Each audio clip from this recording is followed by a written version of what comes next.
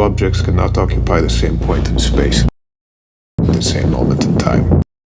The corner races at you.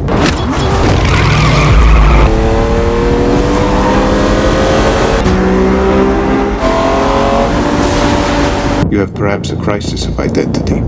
Am I a sportsman? Or a competitor? If you get into one of my cars, you get in the win.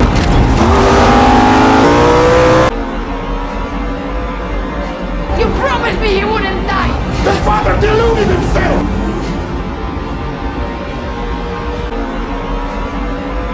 All of us are racist. So deadly passion. Our terrible joy.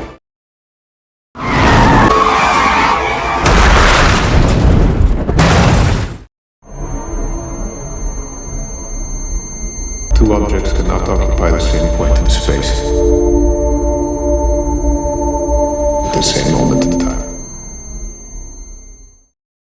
What's up, people? Today I'll be doing a movie review on Ferrari. Before we start, this is my spoiler warning, and yep, for the third time, it's weird to say a spoiler warning even though you can just search this up, but yeah, again, this is my spoiler warning, so if you haven't seen the film, click off. But yeah, spoiler warning. As usual, I'm going to give you the breakdown. So it's going to be the initial thoughts, positives and negatives. For the positives, it's going to be the car racing sequences, character depiction, overall feeling / setting, and the setup sequences. For the negatives, it's going to be the racer's development, certain scenes being unnecessary / where there could have been, I guess, more of. Noticeable mistake, in particular with Woodley's accents, and scenes more fleshed out, in particular with the Miller race. And then I'll end it with my ending thoughts. So across the year, there have been certain historical type stories such as Air, Oppenheimer, and Killers of the Flower Moon were amazing films in their own rights. I thought I was going to end 2023 with such an unfortunate disappointment that was Napoleon. But then Ferrari came out. Seeing the trailer and having an initial sense of danger / complexity to it, and then actually seeing the film, those came through. Those other senses of also adrenaline / anxiety as well.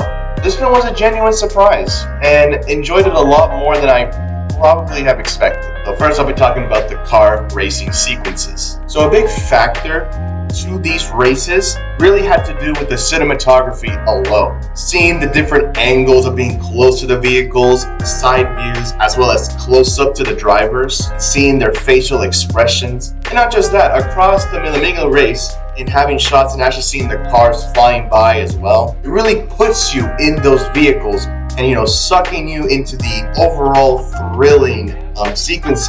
There's a good amount of the shots were pretty still, and you're actually able to really see better what's going on. Also, you even have other kind of sequences as well. You also have other kind of shots as well where the camera kind of zooms more outwards, almost like it's expanding, kind of showing how the car is now speeding up even more. That was a nice touch. And just to add the cherry on top, the roaring engines and hearing the stick changing gears as well. It's just done really phenomenally, and I really enjoyed hearing these components. Just an overall just great combination of just good camera angles and just seeing how these cars are just absolutely flying by in this race. And I did enjoy learning that they actually remade the cars that were from the 1950s. It really shows that kind of care of wanting to be more authentic.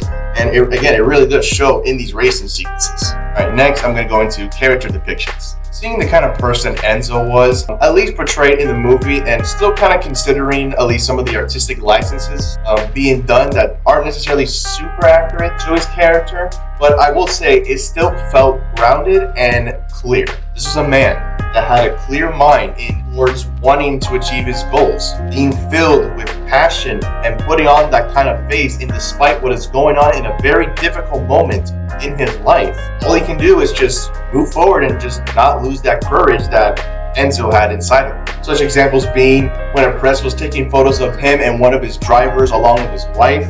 Enzo kind of scooched her closer to him to have the Ferrari logo symbol shown. Enzo having a talk with his other son Piero on the engine sketch that he had laid out and explaining the functionality of it. Enzo using his stopwatch to time the car that's being tested for his speed at a literal church. The talk he had with his drivers on having vision of winning after not liking what one of them had done when approaching a corner during a race. No matter the kind of scenario, these certain detailings prove the amount of a clearly visual dedication to what would lead to accomplishing his goals as a result of his actions. So yeah, even though like probably him at a church and him doing a stopwatch was definitely like a bit of like fantasy right there, but again, the idea there was actually clear, and they took an opportunity to at least, still showcase, the kind of dedication that he had. Another detailing I found interesting that I caught on in the movie was how Enzo had trust in very little people, and how he mentioned more personal details with one particular person. I mean, yeah, it just shows how careful he was when sharing more of these kind of personal information. Especially if you see other scenes when actually there's like a big press around him taking photos, asking questions. He's kind of like denying, not really caring about it or anything, just didn't want to really answer much. When it came to this one particular person, it's like, you hear him as well, at least in one of the scenes, you hear him kind of mention something about his wife, if I'm remembering correctly, or something like that, which again shows that kind of trust that he has in that particular person. Very careful, he's a very careful man. I also enjoyed the performance of his wife, Laura, played by Penelope Cruz, in just providing more emotion on the more personal aspects between her and Enzo. Especially when she found out on the affair that Enzo was having with Lena, and still mourning on the death of their son Dino when arguing with Enzo. One negative I'll say is that I wish we got more visual emotion with Enzo in certain scenes, at least expression-wise, since I feel like, especially with scenes, after having a fight with Laura and having more visual scenarios, while still playing on the idea of still like, needing to move forward despite what's going on, and just again, seeing that overall expression in dealing with the complexity of his personal life. For me, I just kind of thought that was a little bit lackluster. Because I don't mind the, kind of like that. Again, putting on this face of like, we still need to move forward. I like that. But again, I just feel like it would have been nice if we kind of see little moments in between those things. Like, where we actually see more of his emotions, seeing how it's kind of affecting him in a way. That just would have been a nice little detail personally. Alright, next I'll be going over the overall setting. To put it simple,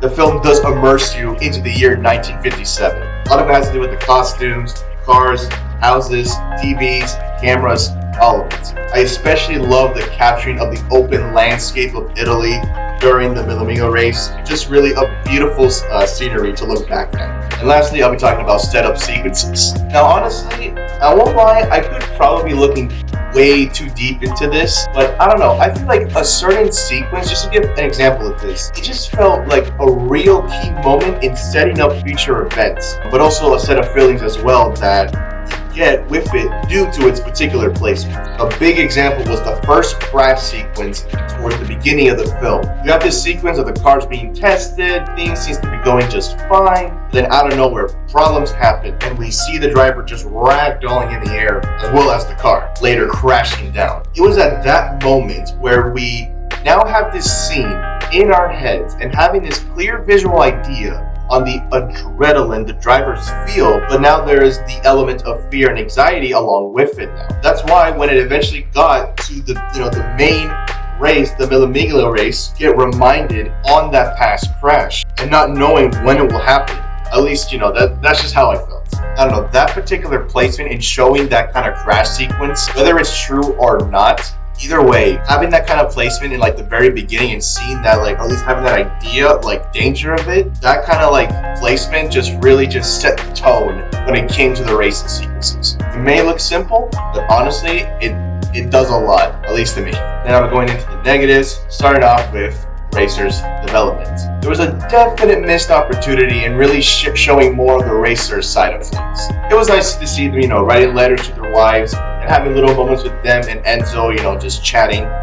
But it just wasn't enough to really have much of a care, or at least passing a surface level for them. Plus, when the one crash happened in the main race, I didn't feel as bad as I think I should have been for the drivers that died. Again, like I say, I just couldn't get past from a very surface level kind of feeling. A good potential could have been to show more visuals of the drivers' backgrounds, but also some dialogues as well between the drivers, even maybe explaining their backgrounds as well. And I'm just saying, a perfect time for like a more dialogue between the drivers was at the restaurant table scene with Enzo. Alright, next I'll be talking about certain scenes, how some felt unnecessary and others we could have gotten more of. One obvious type scene serving really no significance, sex scenes. Plain and simple, not serving any real importance. Another scene that I didn't get much of was from the barbershop scene. It's probably just to get more, I guess, just a personal side of Enzo. But really, no dialogue there really served a purpose. I think they could have at least done maybe better,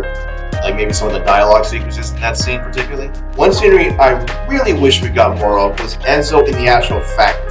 Could have been to really just flesh out even more his vehicle knowledge on their parts, gears, and engines. Next, I'll go into noticeable mistake in Woodley's accent. Now, when it comes to an actor playing a character that their first language isn't English, I really don't care about whatever decision gets decided when putting on an accent or not. But honestly, I just can't wrap my head around at times with Woodley's accent just going in and out. And I'm surprised they somehow got past editing / while producing the film. And I'm telling you, it's minor to me because there's other components when it comes to playing a character than just the accent. But again, if you're gonna decide to put on an accent, still talking English, it's good to keep consistency and actually stick to that decision that was made. Lastly, I'll talk about scenes more fleshed out, in particular with the Migla race. Although I did enjoy the race overall, it did felt a bit short-lived at times, specifically with the night sequence. I feel if they fleshed out more the night parts of the race, it could have added more onto the anxiety / fear aspect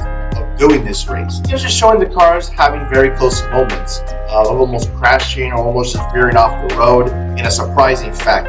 So like they're driving and then we then have let's say a quick cut to one of the drivers nearly hit another vehicle, just as an example. Another detail that I think would have been good is that we'd be actually seeing more action as well from the other vehicles that were a part of the race, and even kind of tying back to the one moment where Enzo was pissed at one of his drivers for letting somebody else just pass him in the corner and he braked. I think it would have been good to have that remindance thought of Enzo saying that play back in his head, and then he actually commits and just fucking passes him. I think that could have been a nice detailing that kind of ties back to it. But again, those are just some suggestions. So in the end, this is a film that generally kept my attention across his runtime despite some of his hiccups. Whether it's the clear depiction of the kind of man Enzo was, to not having much development with the racers, I still enjoyed, again, the overall feeling of the film. How certain negatives, they were minor, while others were, I guess, a bit more major. But again, it generally just did not bring the film down that much, at least to me. As for the rating, I'll be giving Ferrari a 8 out of 10. I guess it'll now be fair if I actually, watch Ford v Ferrari and I guess maybe compare that to this movie and see, I guess, the sheer difference, just because why not? But anyways, later.